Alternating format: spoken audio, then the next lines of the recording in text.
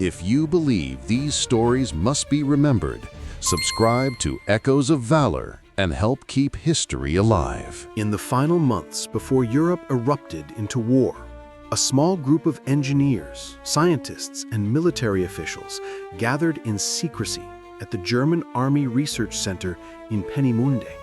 They weren't designing tanks, aircraft, or artillery. They were imagining something that had never existed: an unmanned, self-propelled projectile capable of traveling faster than any fighter, higher than any interceptor, and too small to be targeted by traditional air defenses. It wasn't just a weapon, it was the embodiment of a new kind of warfare, one in which geography, trench lines, and attrition would be irrelevant. Germany, still obsessed with the humiliation of World War I, believed that if it could build a war-winning invention, it could control the next conflict before it even began. And the young engineer leading the project, Wernher von Braun, understood that perfectly. He didn't see rockets as tools of fear, not yet. He saw them as engineering miracles waiting to be perfected. But his patrons, men in black uniforms and high offices, saw something different. The possibility of a blow so catastrophic and so psychologically devastating that it wouldn't just damage an enemy, but break their will to resist. The first years of development were a contradiction of brilliance and brutality. In laboratories lit by flood lamps and powered by scarce funds, chemists experimented with volatile fuels, designers drafted aerodynamic forms, and mathematicians worked through endless calculations, predicting trajectories through subatmospheric flight. Every breakthrough fed the narrative that Germany was on the brink of developing a machine with the destructive power of artillery and the reach of aviation, but without the vulnerability of either. And yet, the more promising the science became, the more monstrous the expectations grew. Engineers began speaking of strategic paralysis, a state in which a city like London could be crippled without a single bomber crossing the channel. Military theorists believed that fear itself could become a weapon, that civilians could be demoralized into surrender long before armies collapsed. The weapon was initially framed as a precision instrument, a clinical solution to the nightmare of trench warfare. But deep down, everyone involved understood where it was headed. This wasn't simply a technological leap, it was a philosophical break with centuries of combat doctrine. It proposed something terrifyingly new: wars won not by armies marching forward, but by nations collapsing from above. And in 1939, as the first prototypes tore into the sky, leaving screaming jets of fire behind them, Germany believed it was witnessing the birth of an invention that would make the next war short, decisive, and unquestionably theirs. The first operational launches of the V-1 did not arrive with the dramatic fanfare Germany had once imagined. They arrived as a mechanical cough in the night, followed by a low, unsettling drone that Londoners would soon come to dread more than sirens or bombers. The buzz bomb, as newspapers would later name it, moved too fast to track, too low to intercept, and too unpredictably to predict. It didn't announce itself with the majestic formations of the Luftwaffe or the sweeping shadows of aircraft across the moonlit sky. It crept forward, alone, a flying engine welded to an explosive warhead, its pulse jet stuttering like an agonizing heartbeat. For a population that had endured 4 years of bombing raids, fires, blackouts, and rubble, the V-1 was something fundamentally different. It wasn't part of an air raid one could prepare for. It wasn't a duel between pilots. It was a machine, cold, impersonal, and inevitable. And when its engine cut out, when the stutter suddenly stopped mid-air, Londoners learned that there was only one outcome: silence, then impact, then chaos. The first blasts shook neighborhoods awake before officials could even explain what was happening. Entire blocks vanished in flashes of orange light. Survivors emerged covered in dust, ears ringing, convinced that no warning system could ever protect them again. Inside British command centers, the problem was even worse than civilians realized. Unlike bombers, V-1s could not be forced to turn back for weather, fuel shortages, or fighter defense. They required no pilot, no crew, no plan beyond direction and gravity. Radar detected them, but tracking was almost pointless. By the time a blip appeared, the missile was already too close to do anything about. Fighter squadrons scrambled, but interceptors were forced into suicidal chases at low altitude, engines screaming just to catch up before the missile reached the city. Anti-aircraft guns fired in massive barrages, often hitting nothing, sometimes hitting too late, occasionally bringing one down only to watch wreckage slam into civilian homes. London's psychological resilience, so celebrated during the Blitz, began to fray under the new reality of constant, unpredictable strikes. People started sleeping in subway stations again, not because they feared nightly raids, but because they feared the randomness of death. Winston Churchill himself wrote in private memos that the V-1 campaign threatened to unbalance the morale of the population more than all prior air attacks combined. Britain, exhausted and battered, found itself psychologically disarmed by a weapon that required no bravery to use, no risk to its operator, and no mercy in its consequence. And for the first time since 1940, Londoners looked up at the night sky not with defiance, but with dread. The first confirmed reports linking the mysterious flying bombs to a remote research station on the Baltic island of Usedom landed on British desks not through military channels, but through a strange fusion of Polish espionage, resistance communication, and prisoner interrogation. The word Peenemünde appeared again and again, whispered by captured Luftwaffe officers, scribbled in decoded messages, referenced obliquely in German logistics orders. MI6 analysts, exhausted by years of chasing phantom weapons, began to piece together a terrifying picture. This wasn't just a research facility, it was the birthplace of a new generation of weapons, pilotless, unstoppable, strategically transformative. The discovery came with a chilling realization. The V-1 was not an isolated experiment. It was the first iteration of a doctrine of long-range terror. And worse, it wasn't alone. There were rumors of a second weapon, vastly larger, powered by liquid fuel, capable of breaking the sound barrier and striking without warning. That weapon would later be known as the V-2. If the Allies didn't strike first, Peenemünde would soon produce a weapon that could obliterate cities before citizens even heard it coming. But locating Peenemünde was only half the battle.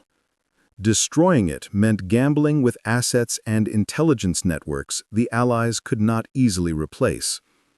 The facility was heavily protected not by walls, but by secrecy, remoteness, and the cover of night. Conventional bombing raids had a slim chance of hitting the true targets: design facilities, fuel plants, and dormitories packed with engineers. Every mistake would mean wasted resources, dead forced laborers, and more time for Germany to refine its prototypes. The RAF considered sending Mosquito reconnaissance aircraft on low-altitude photo runs, dangerous missions that meant flying over restricted airspace patrolled by radar and night fighters. Crews were briefed that if captured, they would likely be executed. Peenemünde was classified as a Reich secret of the highest order. And yet, reconnaissance had to be done. Pilots skimmed the Baltic coastline at treetop height, engines muffled, cameras clicking in 3-second windows before evasive maneuvers. They returned with blurred photographs, but enough detail to draw visible outlines of launch ramps, test stands, barracks, and fuel depots. What the RAF analysts saw confirmed their worst fears. Peenemünde was nearing mass production. Time had run out. The Allies had one chance to obliterate the heart of Germany's rocket program, and they would have to do it in a single, audacious strike, in total darkness, over water, with thousands of civilian laborers still trapped below. The night of August 17th, 18th, 1943 began with weather briefings, fuel calculations, and a final, chilling instruction. Hit the scientists' barracks first. Bomber Command knew the horror of that sentence. They weren't targeting ammunition dumps or assembly lines. They were targeting the minds behind Germany's rocket program. Killing engineers meant crippling years of research in a single blow.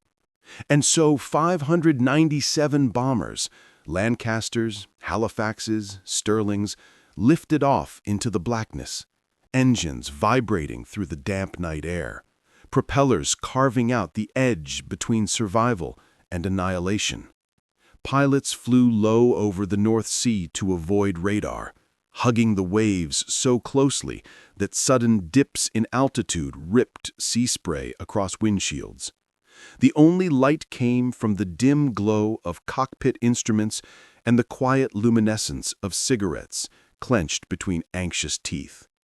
As they approached the Baltic, crews switched to blackout mode. No lights, no radio chatter.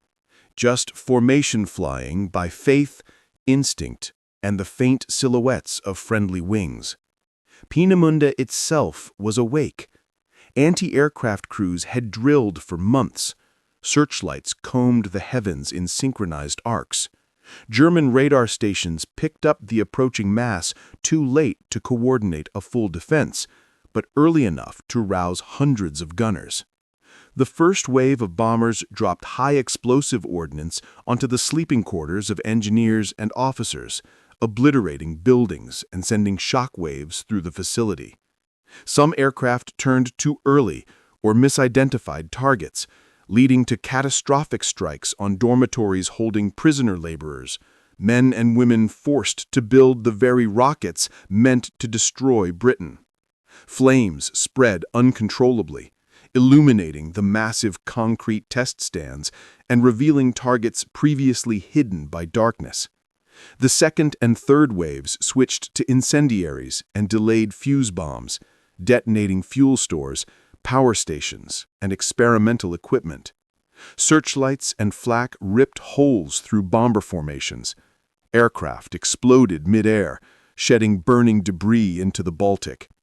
Crews bailed out into the Black Sea, praying rescue boats might find them, knowing most would drown or die of hypothermia. And yet, amidst the carnage, the objectives were hit. Key scientists killed, prototypes destroyed, research crippled. By dawn, much of Peenemünde was burning, its runways cratered, its laboratories gutted, its workforce decimated. The price was staggering: 40 bombers lost, hundreds of airmen dead. But the cost to Germany was greater. The V-2 program was delayed by months, perhaps a year. And in a war decided by time, stolen time meant stolen victory.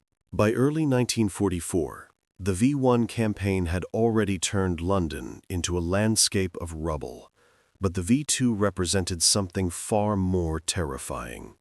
A weapon that could not be stopped. Unlike the V-1, which could be detected, chased, and shot down, the V-2 traveled faster than sound, slamming into the ground before radar could even register its launch. Civilians would die without warning. No sirens, no distant rumble, just a sudden eruption of fire, masonry, and dust. Scientists in Britain calculated that even a few hundred successful strikes could destabilize morale, industry, and government. And behind every explosion would stand Wernher von Braun's vision, a guided ballistic missile with intercontinental potential. If Germany could scale up production, the war might enter a phase no army was prepared to fight. Intelligence analysts began to panic in private, understanding that the Allies weren't facing a new weapon. They were facing the first step toward a future in which entire cities could be erased in seconds. A future where the side with the fastest scientists, not the biggest armies, would decide the fate of humanity. Churchill demanded a solution, but the military had nothing resembling an answer. Anti-aircraft defenses were useless. Fighter patrols couldn't intercept a missile that outran bullets. Bombing launch sites meant bombing empty fields because Germany could set up mobile platforms anywhere. Theories emerged that bordered on desperation, altering atmospheric pressure with explosions, building massive nets, or detonating bombs in the missile's flight path, all useless against physics. What remained was the brutal simplicity of sabotage and force. Disrupt production, kill the engineers, destroy the test sites, and deny Germany the time needed to finish what it had built. Resistance networks in Europe were ordered to track strange convoys, secret trains, and whispered rumors of underground facilities. MI6 and SOE began recruiting scientists, linguists, and fugitives into missions with mortality rates bordering on suicide. Meanwhile, bomber crews were promised targets unlike anything they had seen. Facilities hidden under forests, mountains, and concrete thicker than naval armor. The war had shifted from dogfights and trenches to laboratories, blueprints, and mathematics, and the Allies raced to stop a weapon that embodied the future. Because the V-2 wasn't just a bomb. It was the beginning of a technological arms race, where victory would belong to whoever mastered destruction at the speed of light. Operation Crossbow became one of the strangest and most frustrating campaigns of the war, because it wasn't a fight against bases, runways, or factories. It was a fight against ghosts. When the V-2 bombardment began, Allied intelligence expected fixed installations, like the massive V-1 concrete bunkers.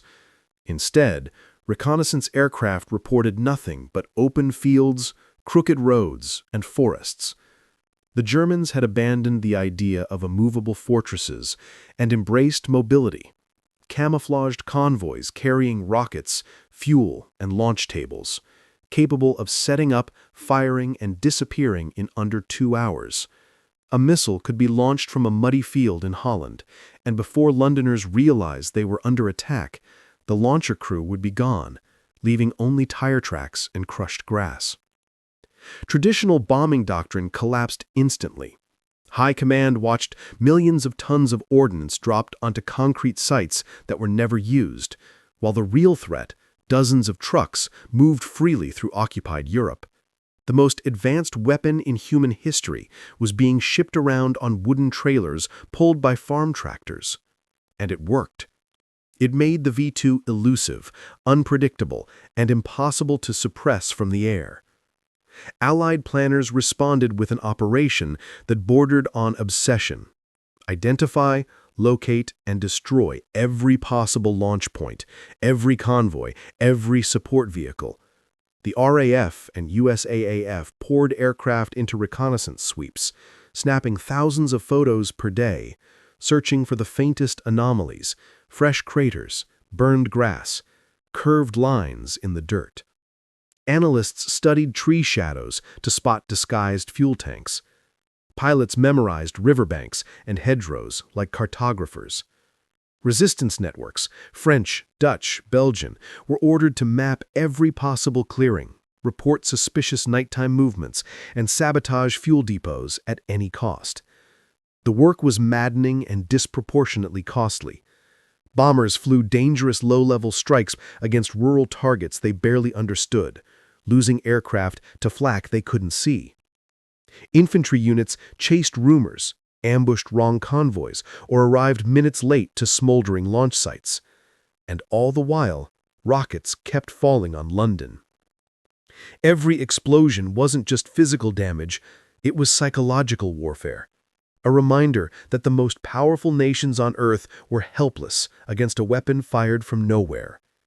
Crossbow never fully stopped the V-2, but it slowed its tempo, forced dispersion, and denied Germany the concentrated, overwhelming barrage it had envisioned.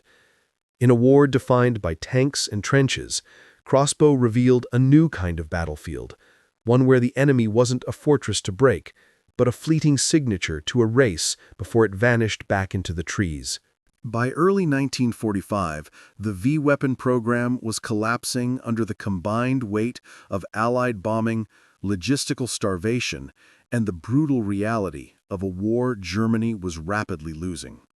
The launch crews still deployed what few rockets they could, but fuel shortages, destroyed rail lines, and the constant harassment of Operation Crossbow made sustained attacks impossible.